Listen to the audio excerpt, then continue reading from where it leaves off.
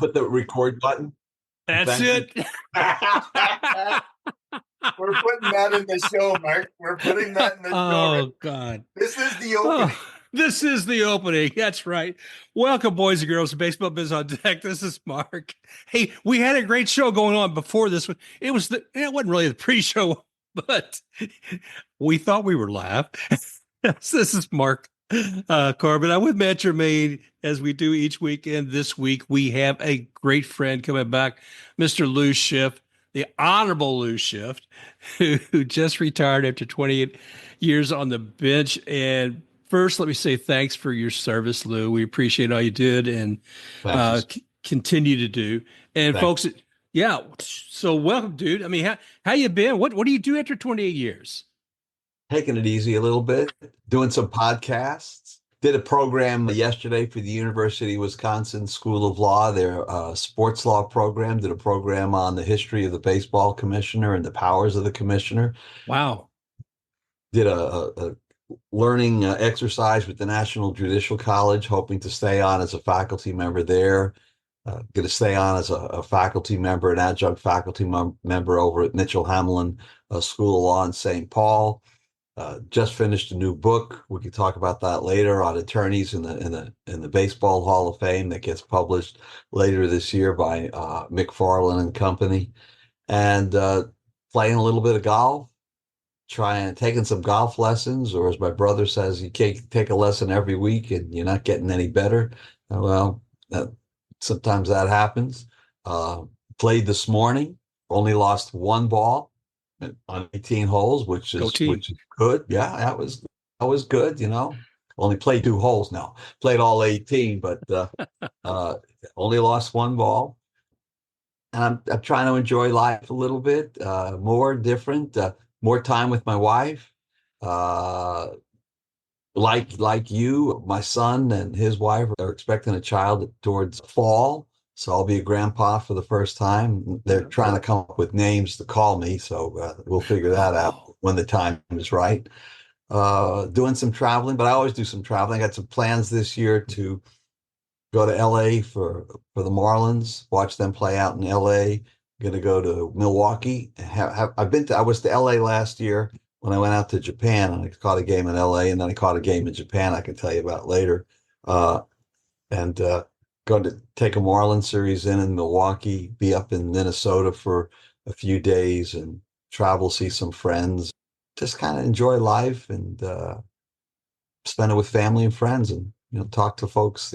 We've become friends over the years doing this podcast together. You've been down to every time you come down to Marlins games, and I give you my tickets, and then I don't get a chance to see you. Well, I know, and I'm glad I got the opportunity here, because it's actually in my little mental checklist. And whenever you want tickets, they're available, because there's only 6 season ticket holders in addition to my brother and I. So we can always get you a ticket or two. Well, thank you, man. Yeah, because I wanted to thank you for allowing me that opportunity before. And Matt, I got to go watch the Rays play at the Marlins Park. We're not going to call it that other thing that's paid. We don't get paid by them. But the thing of it is, man, it was a great experience. And Lou's got these fantastic seats so I was able to be up close. It's right behind the visitors. And the Rays dugout. Yep. So it was a good evening there. Got to see Yandy, talking with some of the other guys, and it was a great evening. So thanks again for that, Lou. But anytime. You bring up something that's interesting to me, because you're talking about that you went to LA and you also went to Japan. And I'm going to jump back and forth a little bit here, because I remember being in the Marlins and you season ticket holder, you had tickets to the World Baseball Conference, right? I did. And the Caribbean Series last year. I've been to both. Yeah. That is so cool, man. I mean, to be able to see those kind of caliber teams from across the world. Did you see the game highlights of Game 7 in the Dominican Series? Matt's shaking his head. Yes. Go ahead. Go ahead, Matt. Yeah. So you're talking about the Junior Caminero home run? Yeah, from the Rays. Yeah. 454 feet to straightaway center field, and he made it a memorable home run trot. Took him more than a minute to round the bases. Yeah, I loved it. It was great. There's so much passion that needs to come out in baseball, and I'd love to see it. The Caribbean fans are some of the greatest baseball fans in the world. And I've said this to Mark before. We talk about how poor attendance they have at Marlins games. And that's because the product is not good. The product, it's Major League Baseball, but the product that the Marlins have is not competitive. So when the Yankees come to town, the Mets come to town, the Phillies, the Dodgers, people come because they want to see good talent. But a Wednesday afternoon game with the Marlins playing the Twins, there are more beer salesmen than there are fans. The way I always saw the Marlins, and because, we have a shared history, and I'm an old Expos fan. So Jeffrey That's right. Your team became my team via Washington, right? The owner, just ravaged both of our franchises for a while. But the thing that I always found was it's the lack of consistency will drive franchises into the ground, because fans are not willing to commit to 5, 6, 7 year rebuilds anymore, and they don't have that attention span. And it's not right to ask them to go through it, to be quite honest. So I think the lack of commitment from owners in Miami has been, the detriment of that team, because there's smart baseball people in there, and your pitching staff right now, as it stands this year, is one of the best in the National League. If they all show up. Yeah, that's right. Because they've got Yuri Pérez is not coming back till July. Sandy's going to be untested. But name one of our starting 8. Ryan Weathers. Okay, but I meant one of the starting positions that aren't. One of the starting players. Yeah, so name one. Xavier Edwards. Name a second. He's a local kid. He went to North Broward Prep. Connor Norby. You have the other guy from Baltimore that was just brought in. You have De Los Santos that was acquired this offseason. There's nobody there. There's no. As soon as fans, we had Ozuna, and we had Yelich, and we had Stanton, all at the same time with Bohr and Realmuto. You can build a winning team with those ball players. Exactly. We had, now I wasn't a big Jazz Chisholm fan. I thought that it was more about the name on the back of his jersey than the name on the front of his jersey with Jazz. And he started off hot with the Yankees, and then he cooled down. And I really believe that he could be a good ball player, and he's a nice guy, and I've met him, but it's more about him than the team. They've had so many good ball players pass through that team. I got to see Ichiro in his last few years of his career. Wow. That was a guy that every day he came to the ballpark ready to play. It was a joy to watch Ichiro play. D. Gordon, good ball players over the years, recent years. But they're not committed. So the Savannah Bananas come to Miami, and they'll be there next month, and they've sold out 2 games in March, which is great for the Savannah Bananas. It's a fun game. I went when they came last time. The place was sold out. It was the only sellout of the season, except for the Caribbean Series. The World Baseball Classic, you couldn't find a ticket. For the first round you could, but once it got into those last rounds with Japan and the United States and Mexico, Dominican Republic, you couldn't get a ticket. I had tickets because I get them through my season tickets. But the passion that the Latin American fans have to baseball is incredible. So that home run that was hit last night, I thought it was great the way he ran around the bases. Now I know we would call it, he was hot dogging it or showboating it.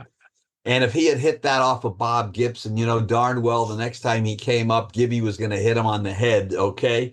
And that may happen. I don't know I don't know what the culture of that is, but the fans loved it.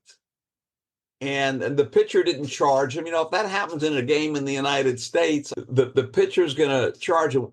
When Jose Fernandez hit a home run against the Atlanta Braves, And as he was showboating going around the bases, he almost had a fight with the third baseman at the time, and McCann was the catcher for the Braves at the time. They almost had a fight over it.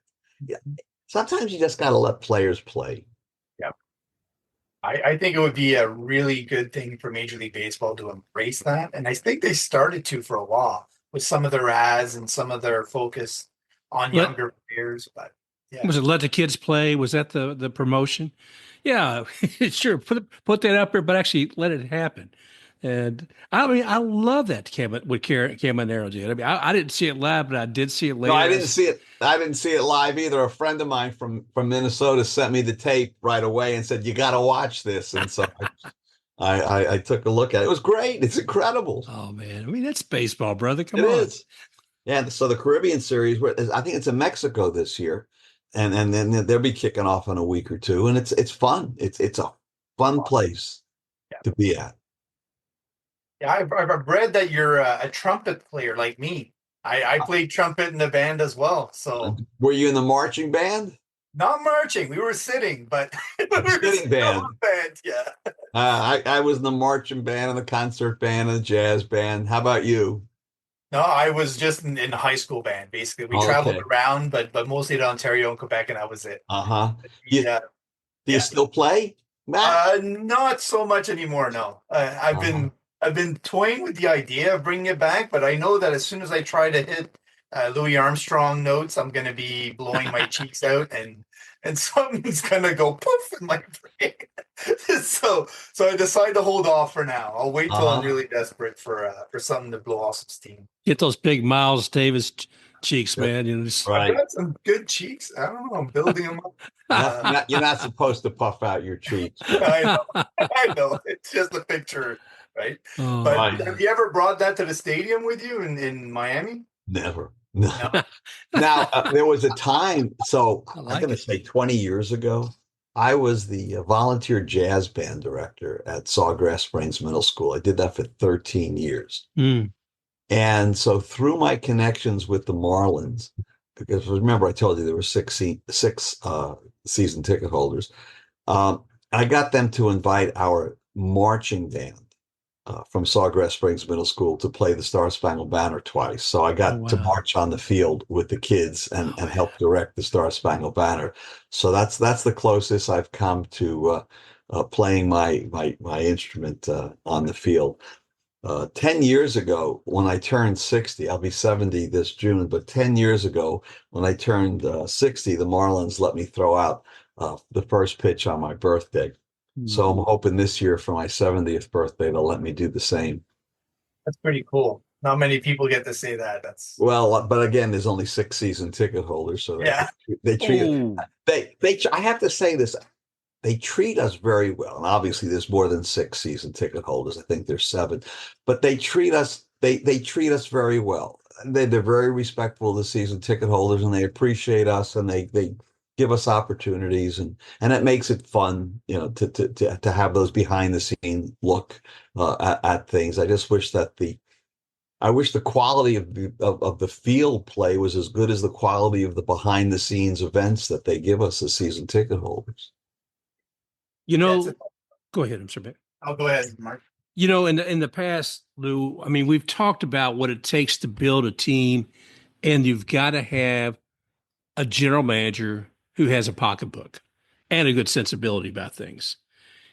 And with the team that you were talking about earlier, let's see who we were saying was Stanton and you didn't have Ozuna and Yelich and Realmuto and Bohr, those guys. Yeah, and you're suddenly trading or letting them go. Oh, they're going to hit free agency next year. And Matt and I have talked about this before. I mean, you're seeing when you took the Ray solution, Mr. Chaim Bloom, as you may know, and took him to Boston. And first thing he's doing, he's selling off Mookie Betts. I'm not saying it was good or bad, but as fans, Dodgers are very appreciative of that, aren't they? Yeah, they're very appreciative.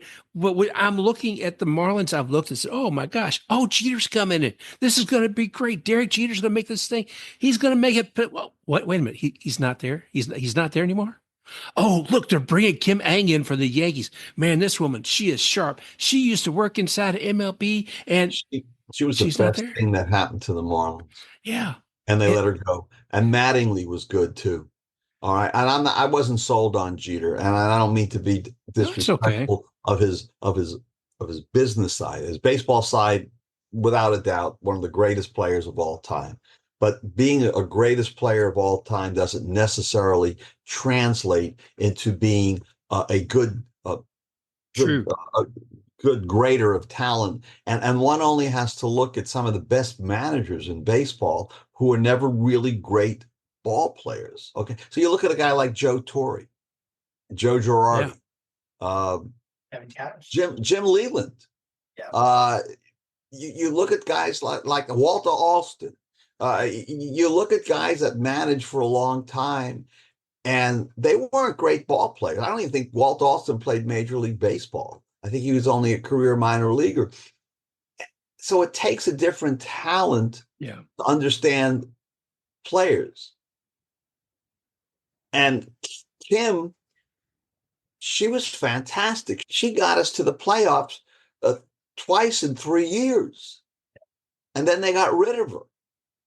That made no sense. I just think they did to her the same thing that Toronto tried to do to Alex Anthopoulos, which was to try to put the handcuffs on their abilities to make decisions. And she was not having any of it. She was brilliant. She was making great decisions. When she brought in, who was it, Bell and Berger, okay? She brought Bell and Berger in. Great decision. Now they're gone. Luis Ariz is gone. Yeah, my all gosh. All these players that she was bringing in are now somewhere else.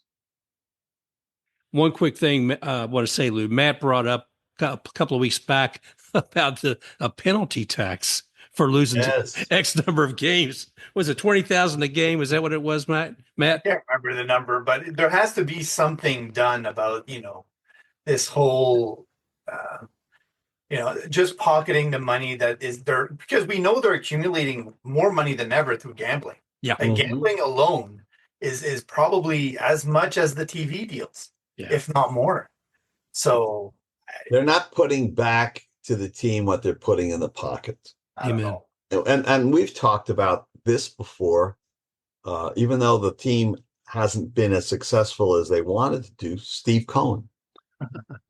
I wish Steve Cohen owned 30 teams. But I don't, what I'm saying is, I think an owner of a team has to be a fan first. Yes.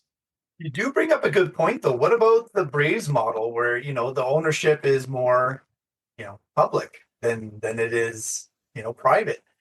That has merits as well. Like the Packers are a good example in the NFL. And I still think like this is something I was going to ask you anyway, because it's all brewing towards that with the Dodgers. I don't know. I want to say causing a perversion of the signing system with all the deferrals and like opening up that what I would call Pandora's box towards a salary cap system. Do you think that's going to be the last straw that actually gets Major League Baseball to not see the cap system as a bargaining chip, but more as a necessity? Because they're going to have so many owners that are going to be, I don't know, like when you have even Steve Cohen not being able to spend as much as the Dodgers do, it gets to a point where you're like, well, where is this headed? Well, you can only have 26 people on a team, right? And not everybody's going to make the big bucks. Let the owners spend what they want, but there's got to be a bottom line. There has to be. You can't spend too little. You have to be out. You can only get a certain amount of bargain players. You have to go after some talent. You can't have a team that has 18 players with two or less years of playing experience, because you're setting your team up for failure. And that's just wrong. Would you want to work in an organization of 25 people and be competitive? And let's say you're selling light bulbs. Every light bulb company has 25 employees. If your company only 18 of those 25 employees have no experience, that team is going to go out of business. Now, baseball's not going to go out of business because there's only 30 owners and they split the revenues. And if you own a team and you're not spending a lot of money and Mark owns a team and he's spending more money and I own a team and I'm spending not as much as Mark, but more than you, I'm okay with that because I know that I'm going to beat you. And that's one less team that I have to compete with. You're an owner. You do get to do what you want to do. I think the commissioner, though, should force teams to not make these deals. You remember what happened with Joe Rudy and Raleigh Fingers when the A's try to trade him for nobody. I think the commissioner needs to take an active role in these, I'll call them baloney deals, where the teams trade really good players and they get a bag of Cracker Jacks and a scratch off lottery ticket in return. That's wrong. But that's where I expected him to step in. Like I'll ask you, like the question I'm going to ask you next is what are your impressions of Rob Manfred's tenure compared to everybody else before him?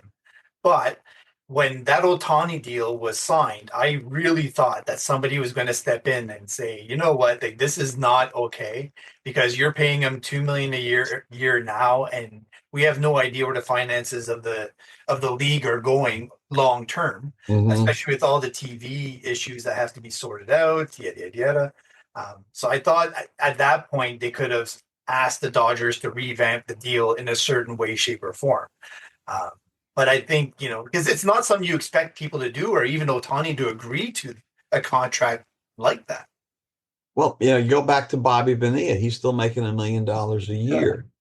And he's long been out of baseball. I don't have a problem with deferring the payment to a ball player because I'm sure that those payments are secured with collateral so that the teams can't forfeit on it. So the money's somehow put aside and they'll get that money later on. The part I think that bothers me as a fan is when we see trades that are unequitable. Yeah. When the Marlins traded Luis Ariz, when the Twins traded Ariz to the Marlins, and we give them Pablo Lopez in return, that was quality for quality. But when the Marlins traded Luis Ariz to San Diego for the San Diego Chicken and their greatest beer salesman, that's a joke. That's a joke. Give me a ball player that's going to perform now, not some prospect that you're going to put down in rookie ball and tell me that I should wait till I'm 80 years old to see the fruits of the labor. That's not a trade. Well, one thing that I think is a fault of that also, and it is also like something that I've talked to Mark about this a lot. I don't understand why baseball does it. They don't allow the trade of draft picks. Yeah. It's as if they're saying franchises aren't mature enough to do that. So in the Marlins cases and in everybody else's cases, there are only certain amount of draft picks you can ask for to be dealt. And I still don't understand that aspect and why the MLBPA allows it to continue on with every CBA that they sign. Well, because there may be some other concessions that they're getting, and a player that's drafted now. The number of players drafted has been cut by about 80% over the years. And now if you don't get drafted, they'll sign you as a free agent and assign you someplace. But then again, the number of teams have been reduced by 25%. And so that did there was some litigation involved in that when some teams lost, some cities lost minor league teams. But Major League Baseball has the right to do it because Major League Baseball controls the game of baseball for major leagues and minor leagues. Well, I mean, that's what Rob wanted. One baseball. He just wanted. And he's gotten one baseball. And so some of the good things that have come out of this, from fan, I think I enjoy the pitch clock. It makes the games go faster. Yeah. I don't like the Manfred man. That's Craig Calcaterra's designated runner in extra innings. I don't like that. I think it cheapens the game. Guys beat their brains out for 9 innings, and now you're going to put a guy on second base with nobody out. No, play the game. play. You already have 26 people on the roster, and it seems like everybody's a pitcher on the roster now. So to just play the game. I like the bigger bases. It's helping steals. I like that you can't keep throwing over to first base, and those were all on his watch. There's been peace in baseball, relative peace, and in a couple of years, we'll see what the players are demanding and are the owners. Well, we had the lockout for a little bit, but what are the owners going to demand, and are the owners going to lock out players, and or the players going to strike? I don't know. Every time that happens, you lose half your fan base. Yeah. The last time they did it, they also took all the players' mentions off their sites and basically tried to erase. Yeah, they had shadows. Yeah. Oh, They had their little gosh. shadow pictures. That was dumb.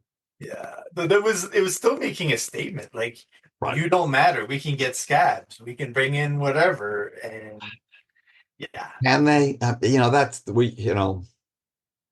I don't know. I'm not sure I want to see a bunch of guys that played high school ball last year and now want to wear a Marlins uniform. Well, let's talk about where you had a great fan experience. We mentioned this earlier about you going overseas to see baseball. Now, I just got to glance at some of the photos you took from over in Japan. And anytime I've seen Japanese baseball, when I look in those stands, that fan experience seems a whole lot different than anything I see in any of the Florida professional baseball. Can you give us kind of an idea of what that experience was like, Lou? It's a carnival. So first of all, I have never been in a ballpark so clean. Yeah. The people, I didn't know this, but if you eat food there, you're expected to have a bag to put your garbage in, and then carry it out of the stadium and deposit it someplace. There's not a lot of garbage cans in the stadium because folks carry their own garbage. The fans are very knowledgeable. There they have the nets that go around the entire stadium. So half the stadium is rooting for one team, half the stadium is rooting for another team. There are two bands out in the outfield, one for each team. They have songs and chants for every player when they come up. It's just nonstop music and singing and noise, and it's just fun. One thing that happened that and I realized, so there was a great play, and Lou decides to stand up and say, "Wow!" And I realize I'm the only person standing, so people don't stand to block you, even on great plays. They're very respectful. The folks there are respectful. They're friendly. I was sitting next to a couple to my left, and I don't speak Japanese, and I went by myself, but I met two American guys who were at my hotel who go regularly because they're in the automotive field and they have business over. And I went to a Yokohama Baystar game, and we went by train, which was a great experience. And then when we got to the ballpark, we ate outside and had food outside the ballpark, and there's festivals going on. And I got to tell you, it was a lot of fun. The place, I think they seat 30,000. Everything was sold. I love it. And it was a good game, very competitive. Yokohama Bay won. Can't tell you what the score was. And then there were some young guys seated to my right. I want to say that they were probably college kids or older high school kids. And one of the kids wanted to practice English with me. And so we spoke. And it was just a lot of fun. And the fans there they couldn't be nicer. I didn't see any fighting in the stands. It wasn't like a Yankees Red Sox game. I went to Boston this past summer with my son and my brother and my brother's son, and we went to a Yankee Red Sox game. And boy, we saw more fights in the stands in one game than I can remember. It was certainly a lot different than watching a game in Japan. A lot of respect that the players have towards one another. A lot of respect that the fans have towards one another too. That's amazing. I like that. I like the whole idea of the music, of that whole experience. And I know that one image that you shared, I was like, my gosh, had these large balloons. Oh, the balloon stuff. Yeah. So I try to send you a video, but it was too big. So the balloons, they pump up these balloons and then they unleash them. They don't have a seventh inning stretch, okay? But they unleash these balloons. One side had red balloons, one side had blue balloons, and they pump up these balloons and they unleash them at a certain time, and they're flying all over the stadium. And then if that happened in the United States, they would let all the balloons sit on the floor. No, but everybody picks up the balloons and they put them in their pocket and they're going to throw them away somewhere else. Jeez. So fans are part of the experience and have a certain responsibility as well. Fans have so much respect for the game there. Oh, man. It's incredible. Well, And the game is good. And there were some Americans that were playing. I can't tell you who, but there were a couple of names on each team that I recognized as being a former major leaguer. I think the teams are limited to the amount of former major league ball players they can have. I think Brad Osmussen was maybe one of the ball players, maybe not, but there were some ball players. Oh, I recognize that name. Yeah, the CFL in Canada does the same thing for football, where they limit the number of non-Canadians that can play. Mm-hmm. But that explains the media following that those Japanese players have when they come back or when they come over to Mm-hmm. Major League Baseball, because they're so passionate about those players. They become almost like a family in terms of, the same way that soccer fans treat soccer players in England. Mm-hmm. It just becomes they're almost like a religion that they're going there. They're really enjoying it. It's a weekly or monthly thing, depending on how often they go. But the media, I don't want to call it a circus, but the frenzy that follows around some of the Japanese players is just awesome to watch too, because that shows the passion that they're trying to portray back home. When Ichiro was on the Marlins, they had a following of around 20 reporters that would go to the games, the Japanese reporters, and he would allow a different reporter each game to basically interview him one-on-one and then go out and report back to the pool what was said. And that's the way he used to handle it. When Ichiro played for the Marlins, there was a tremendous draw of Japanese tourists that would come to Miami to watch him play. Wow, what a draw. In such talent. Why he chose Miami, I don't know, but it was great when he played. It was great when he played here, especially when he was going for his 3,000 hit. Yeah, I don't have it here. He probably wanted to play full time, to be honest, and not have to play, a fourth outfielder role or. But I guess he wanted to play in a stadium where there wasn't going to be much noise. So let me ask you guys predictions. I know we're only at the end of January, but if you had to predict a World Series winner right now, who would you say right now? 2 for 2. Yeah, I'll go out on the limb and say the Red Sox. Over who? The Dodgers or somebody else? I so hope somebody takes the Dodgers out in the Wouldn't that be nice? I hope they don't even make the playoffs, but that's just because how are they not going to make the playoffs? I know. Yeah. If it wasn't the Dodgers, I would almost lean towards an outlier, because I've always wanted to see a Cinderella story in the World Series, and we don't get that. I would love to see the Pirates in the World Series. I'd love to see the Brewers in the World Series. After Bob Uecker just passed away, that would be That would be great. Yeah. So I would like to see a Brewers Red Sox World Series personally. That would be very cool. I'd like to see that as well. Yeah. If you had to change one rule about baseball, or one way that you think they could improve the game, like with everything you're seeing nowadays and the changes you spoke about before, what would be one thing that you think is missing and that they could? And you spoke about the fans quite a bit and some of those aspects and the enthusiasm. So is there one thing in particular that you think, could add to the product? I'd take away the designated hitter. Billy? That's not a bad thought. Because I think Major League Baseball is aimed, like with that golden bat rule, are trying to get some of the better players repeatedly, up to the plate. So No, I don't like that rule. I want the pitchers to hit. I want bunting. I, um, I want a little bit more bunting. I want a little bit of small ball.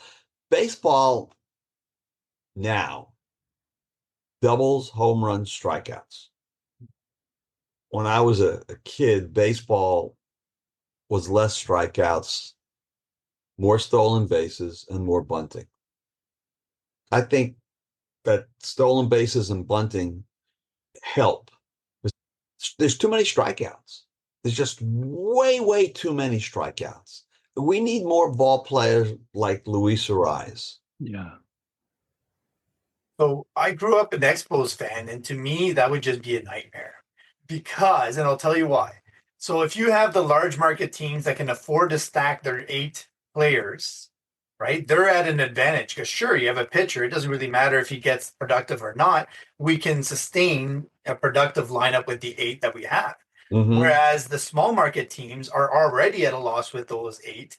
And now they have to suffer through their pitcher, annihilating the bottom half of their lineup on top of it. So to me, I always saw the DH as an equalizer because it gives small market teams a chance to bring in somebody like the Rays did, like Nelson Cruz, right? They bring in somebody that's older, that's a bigger bat, and it gives them a chance to compete with some of the better teams in those key playoff games. So I always saw it a bit of an equalizer at the same time. I think I'm in the minority when it comes to bring back the designated hitter, but you asked for a change. I would say bring back the designated hitter. I'm not sold with this golden rule, and I don't think that's going to go anywhere. They floated it. We're going to see more automated umpiring. I read an article, I think, today that they're starting to literally going to measure every ball player when he comes in so they can figure out what their strike zone will be. I've seen the automated strike zone in St. Paul with the Saints, with their AAA team, and it seems to work okay.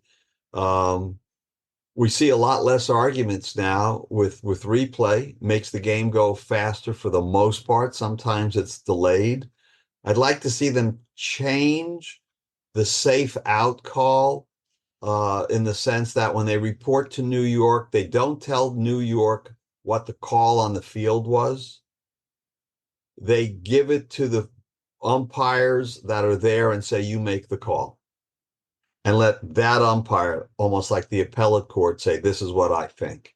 Should they move the headquarters away from New York? Well, wherever the headquarters are, I mean, they always say it's in New York someplace on Chelsea Pier. Well, I guess that's where it is. But I'd like the umpire or whoever the panel is that's reviewing it to not know what the call on the field is. I think that puts pressure. And I'll tell you why. If it's a close call, everybody has their own built-in bias without even realizing they have a bias. And I'm not saying this has ever happened, but you can understand what I'm going to say, I think. If the person reviewing the safe out call at second base is a friend or knows this person or has respect for the person, I don't know. Does that play into it? But if you don't know what the person called and you make the call, then make the call and be done with it. So there can't be any, well, I know this guy, he's been a umpire for 20 years and he's a good guy, or he's only done this for 3 years. I mean, there's certain plays that are quite obvious that they're just wrong from the start. Yeah. But on these really close plays, I'd like to see if there's a way that the umpire reviewing it in New York has no idea what the call on the field was, and now it's that person's job to call it. Blind justice. Yeah, justice is supposed to be blind. There's a lot of merit to that. What's that, Matt? There's a lot of merit to that. I always thought also, like when witnesses go on the stand, for instance, I always thought that, they shouldn't get to see the jury. They should just, see whatever. And the same way, there should be more barriers because there's so many studies that point to, how a person looks, how it this, how that. There's biases that are built into all all the things that we use our eyes to kind of see. But so having been a judge for 28 years, I can tell you that looking at somebody the way we're looking at each other now, when you all put your cameras on, it makes for a better conversation. Yeah. Looking at someone, I could ask a question of somebody and I could have the answer before they gave me the answer based on their body language and how their eyes look. You ask a certain question and you can see them. There's sometimes it has a lot to do with body language and how they answer the question and how they're seeing a person. That seeing a person while they're speaking is very important if you're blessed enough to have sight. So there's a reason why poker players wear the sunglasses, right? Oh, sure. And then that's a Absolutely. big thing because your soul speaks through the eyes. I get all that. But I do think, like you said, there's biases that come with that Could be. probably be omitted. No, it could be. Make it like the old fashioned. Remember the TV show, the dating game, where they had Oh, yeah. or a bachelorette, and they would ask questions of the person behind the screen, Yeah. and they wouldn't know who they were getting until the end, right? And they had to do it based on. Well, it's the same thing with what's that TV show about The Voice, right? They don't get to see what the person looks like, right? They listen with their ears, and then they turn around and see who they like. Mm-hmm. The way it should be. Milli Vanilli should have been that woman who actually sang the songs, right? Instead of Millie and Vanilli. There you go. There you go. Oh, But off topic here. Oh, I mean, Lou, we talk about you making decisions and judging what's going on, and why you've done that as a career, and you've also done it as a historian, and you've got one book out and another one coming up. And then anybody who follows Lou, you can find him on X and you can find him on Blue Sky. It's Baseball and Law or Baseball and the Law. You search either one of those and you'll find him on there.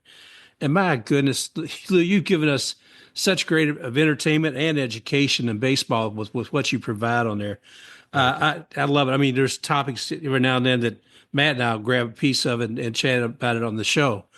But It's meant to do that. That's what it's there for. You do it well, my friend. It's quick note. I probably said this before. I had the gentleman on. I can't think of his name at the moment. Who wrote a book on Curt Flood, and he talks about the whole court case of him going to the Supreme Court. And I hear all about these judges who are almost practically passing notes on the score of the game that's acted during.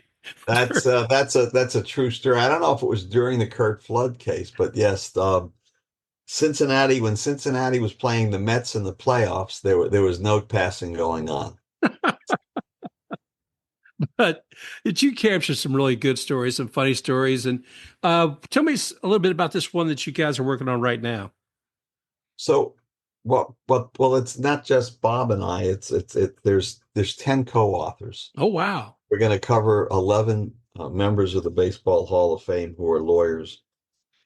Each one of us has written on a certain lawyer that's in the Baseball Hall, an attorney in the Baseball Hall of Fame.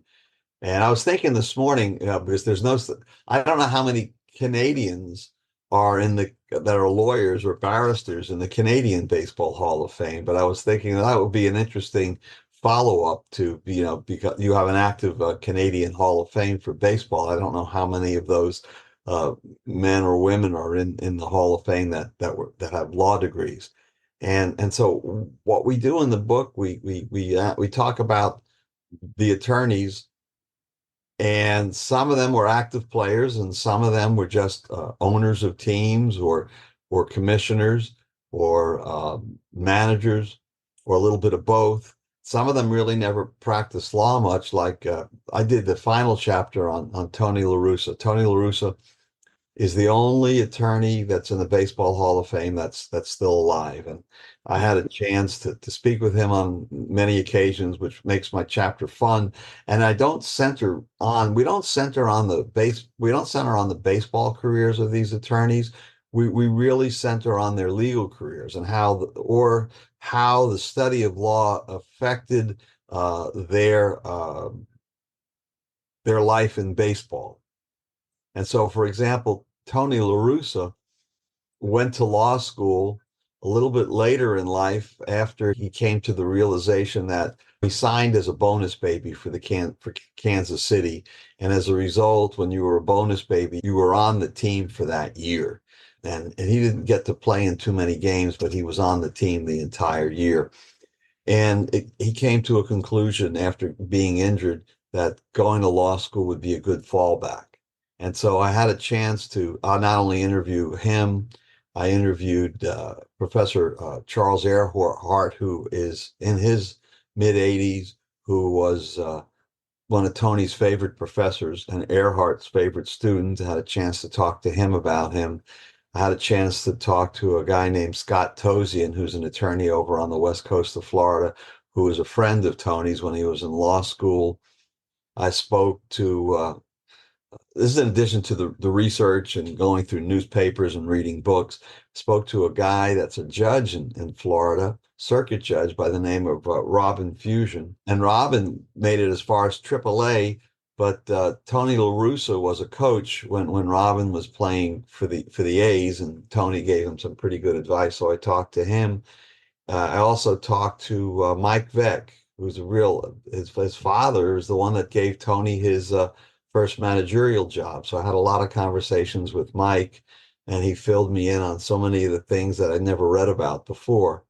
And Tony gave me some information about his practice. And then I also spoke to a guy by the name of Bill Dooley, who was Tony's boss. And Mr. Dooley is probably in his late 80s now. And he talked to me about how he hired Tony, why he hired Tony, what the purpose of hiring was. Right. And so I was able to talk about the work, the law side of his life. And we do delve into the bad side of people's lives too. We don't sugarcoat things. As you'll read in this chapter, that Tony over the years had some issues with the law. And we don't sugarcoat it. We talk about them. We don't ignore it. And so we try to paint a picture of these Hall of Famers that if you were talking to them, this is what you would learn if they were an open book. And the book really is about their law careers and how baseball, in Tony's case, he didn't have a big law career, but how did baseball influence him in being a manager and a player, things like that.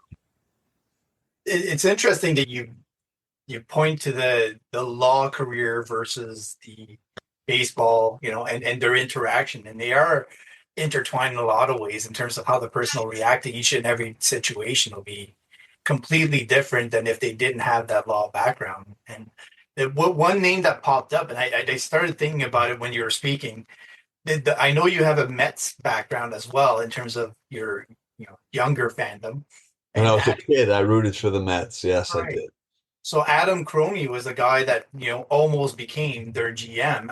And that was after he pursued his law degree, after leaving the Nats. So he's another example of somebody that actually, came. I don't think he got the job, and I don't know what he's doing now or what he's working on. But, there's a lot of, I don't know, intertwining between law and baseball, and more so, I think, than people realize, especially if you dive into the front offices. Well, because baseball's a business. Now, that goes back to where we started our conversation a while ago. Baseball's a business, and businesses need lawyers. And whether you like lawyers or not, some people do, some people don't. Mark's cracking up. I'm not going to ask why you like them or don't like them, but, it's a love-hate relationship. People love to hate them. I've got two in the family. I think lawyers in baseball. And you still speak to them, huh? There you go. And they still speak to me. Good. I look at Kennesaw Mountain Landis. I look at Rob. I look at some other ones, and I'm thinking like, he may be the 12th person. He may be the 12th lawyer in the Baseball Hall of Fame. Jeez. Oh, well, I don't. Of course, any commissioner, whether a lawyer or not, already has won me over, right? No. So, that's why I was smiling, Lou. It's like, as soon as I hear lawyers and I think baseball, my mind goes to commissioners and how some of them commissioners and sometimes not been my favorite people. One person we write about is John Montgomery Ward.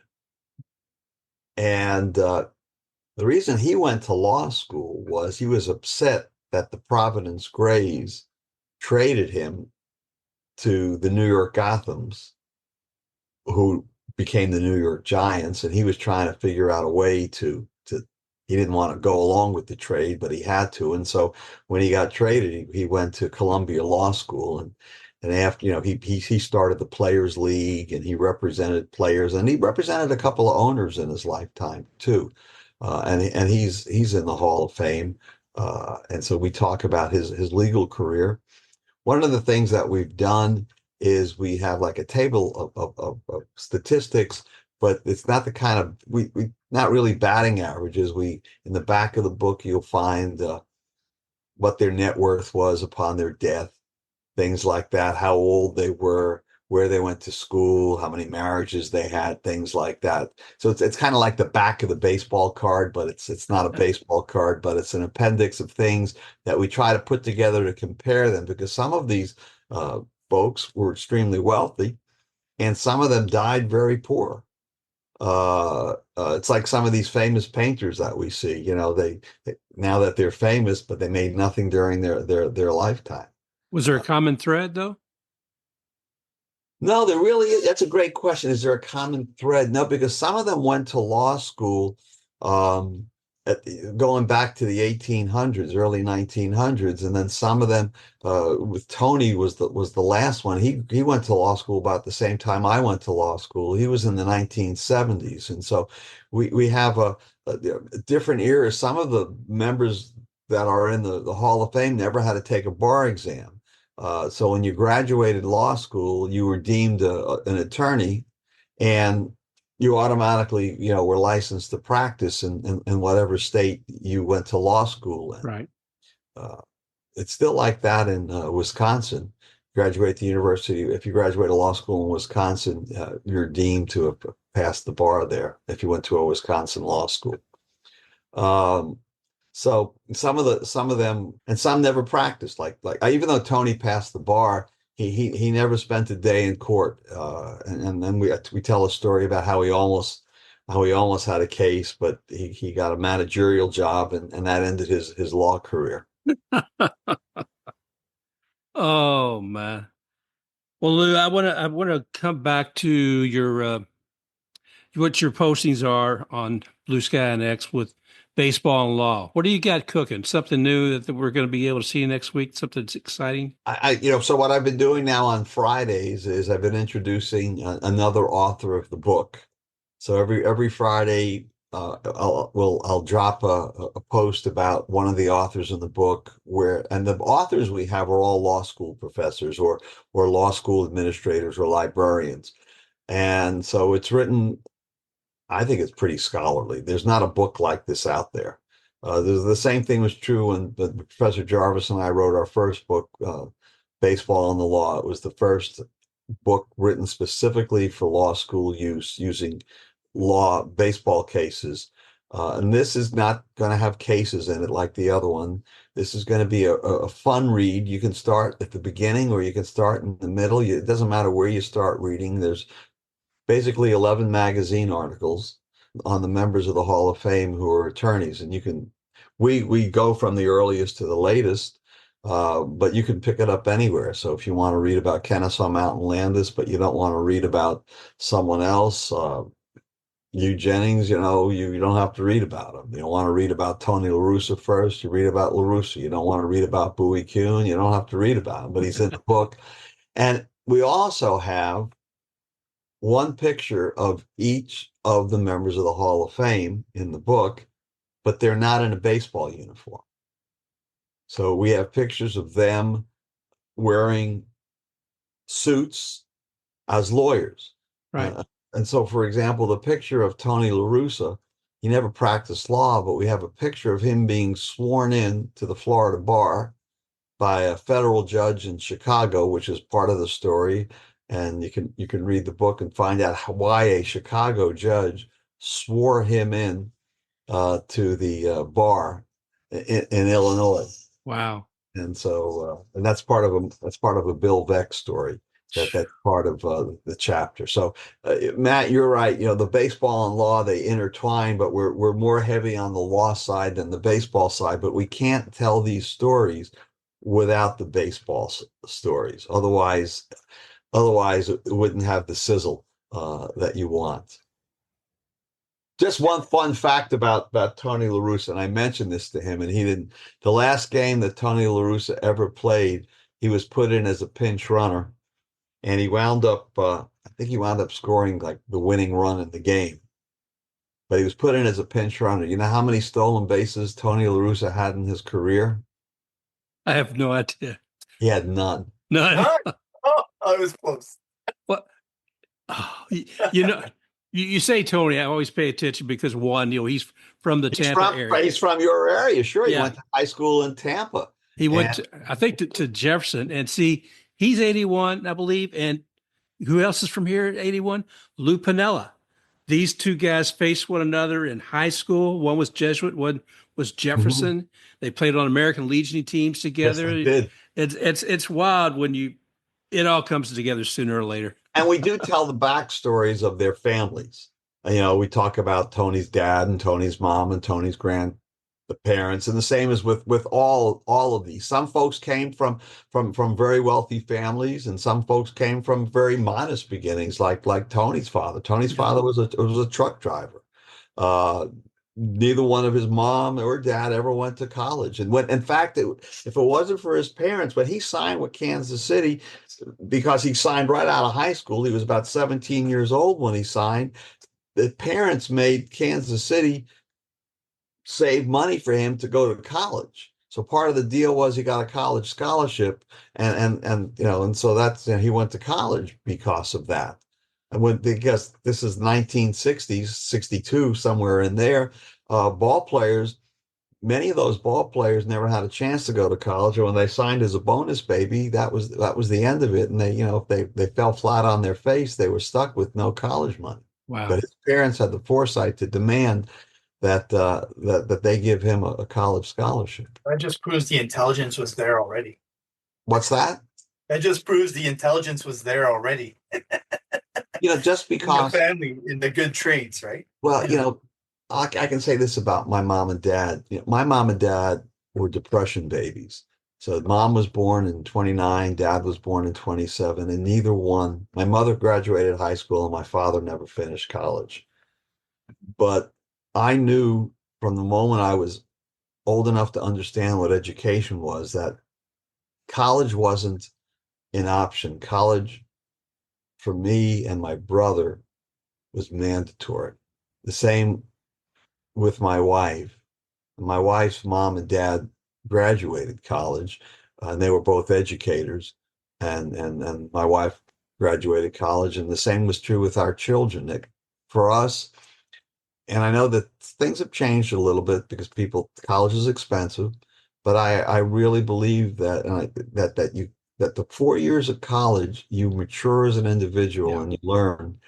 Even if you don't take the degree that you have in college, but you learn the maturity and the discipline. And if you get that, you can pretty much do anything you want to after you get out of college. You don't have to. I was a journalism major. I use my writing skills all the time, and I wrote a little bit, and I've published articles and stuff, and that helps. But my primary in life wasn't journalism, and I think it's important that we try to. And I know that in some other areas, college is given to students. I wish we had more of that here. I think that's important. And if you don't want to go to college, that's okay. But I think we need to afford our young people, because when you become 18, you're not ready for the world. It takes, and I saw that as a judge, between the time you're 18 and 25, your brain is still growing, your brain is still maturing.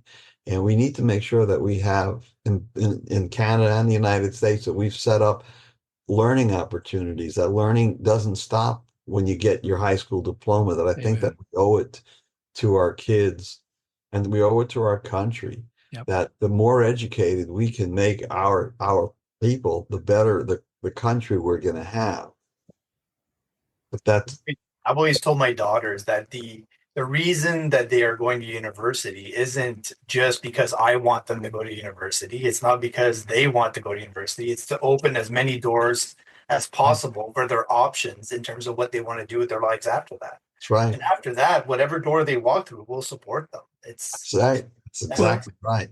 And to be able, when that door is open, be able to have a vision, have enough experience, even from those 4 years of college, hopefully to have an expanded mind to see things that maybe an 18-year-old walking in that same door without college would not be able to see. Absolutely. So, yeah. Wow, guys.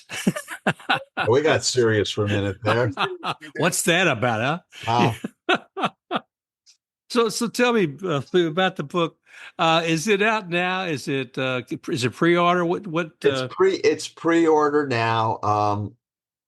It's $45 for the hard. It's not a hardcover; it's a soft cover book. It's also, I think, $27 for like an electronic edition. And I believe that I know that this past December, and I don't think that this past December, McFarlane ran like holiday sales. So I don't know what their plan is for next December, but the book is supposed to come out around November. So there may be some holiday sales where they do give a discount. And there may be some discounts right when the book comes out. I'm not certain, but if you want to pre-order it now, it's on McFarlane's website. I know it's on Barnes and Nobles as well. And I think there may be a discount on Barnes and Nobles if you have a subscription with them, and so there may be a little discount on that as well. I have nothing to do with the price setting of the book. I could tell you that it's not going to get us rich. Neither did the last book, but it was just so enjoyable. I never thought I'd be writing books this late in my life. It's been a real fun thing to do, and I'm a believer in continuing to learn, and I love law and I love baseball. So put them both together. I had a 10th grade teacher. I wasn't getting good grades in English, and my father went to see the teacher, is truth. And he brought my papers and he goes, I don't understand. Why isn't, what's wrong with his writing? And she said to him, all he wants to write about is baseball. And my father said, so what? Let him write about baseball, let him write about it. That's what he likes. Oh, wow. Well, it seems to have served you well, sir. And it served us well too. But like I said, if nothing else, if folks haven't checked you out on Blue Sky RX, they should. Keeping up the stories there. And I'm looking forward to reading your new and upcoming book as well. You and the other folks that are involved with that. Thanks, Matt, you got any other questions or anything? Insights? No, I want to know, when I go to Miami, where should I get seats? Where are the best seats in the house to try to, see a game? And where's the best place to buy the tickets? Call me and I'll give you a couple of tickets, man. All right. You call me and I'll make sure you and I go to a game together. There's plenty of seats. My seats I share with my brother were in section 9, row 1. And like I said, Marcus sat there. Oh yeah, bro. We're on the pitcher's mound between home and first base and the lower bowl in the first row. And it's got extra leg room. It's not right behind the dugout. It's elevated 6 feet up or so, which I happen to like those seats better than right front row on the dugout because you can't see as well. That's true. And these are just really great seats. The only place you can't see in the ballpark is down the right field line. There's a little sliver that you can't see, but everything else is coming right at you. Oh, great experience. Next time you come down, Mark will give you my phone number and call me and I'll make sure that I meet you there. Sounds good, Lou. Thank you very much. It'd be my pleasure to take you to a ball game. All righty then. Well, again, thank you everybody for being here today on Baseball Biz on Deck. I've been here with Mr. Matt Germain and our very special guest and friend, Lou Schiff. Thank you, Lou. And again, congratulations and thank you for 28 years of service on the bench and helping people giving them some guidance through life. So thank you for that as well, sir. Gentlemen, it's a pleasure. All righty. You have been listening to Baseball Biz on Deck with special guest Lou Schiff, co-author of the upcoming book, Attorneys in the Baseball Hall of Fame. Lou's book can be found on McFarlandBooks.com, Barnes & Noble, and Amazon. You may also find Lou's baseball and the law history features on Blue Sky at baseballandlaw.bsky.social. You can find Matt at matgermain.bskysocial. That's mattgermain.bssocial, or Mark on Blue Sky at baseballbizondeck.bsky.social. You may also find Baseball Biz on Deck on iHeart, Apple, Spotify, Amazon Music, and at baseballbizondeck.com.